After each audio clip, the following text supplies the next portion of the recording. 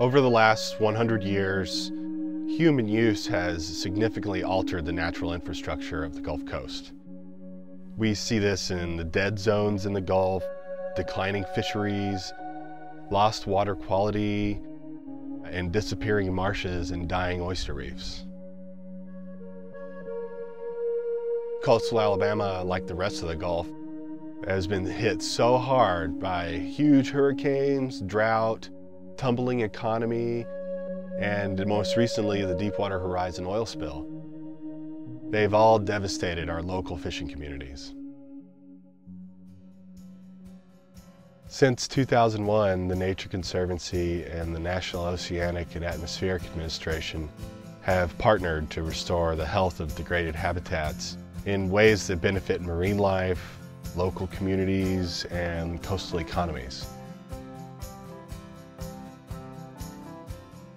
Our NOAA partnership expanded in 2009 when 8 TNC projects were awarded funding through the American Recovery and Reinvestment Act.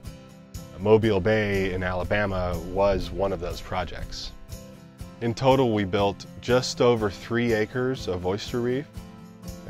That was along 2 miles of shoreline, and we created over 30 acres of habitat for marsh and seagrasses. Since the project has been deployed, we've had significant oyster growth on the reefs. One of the goals of this project was also to create jobs. This project has taken so far about 50,000 man-hours to complete, and we've contributed to the paychecks of over 100 people. During the oil spill, we monitored our shorelines very heavily for several months. And at Coffee Island, we did see some oil. It came in the form of millions of tiny sized tar balls, small chunks of oil.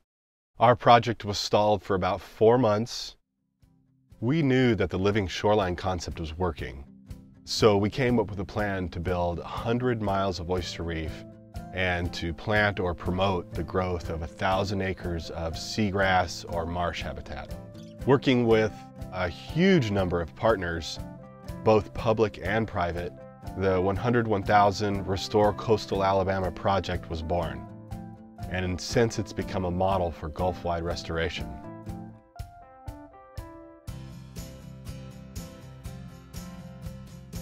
We're investing in nature now with projects like 101,000 to help ensure that the generations of fishermen and charter fishermen and seafood industry workers can continue their way of life and actually make their way of life more resilient.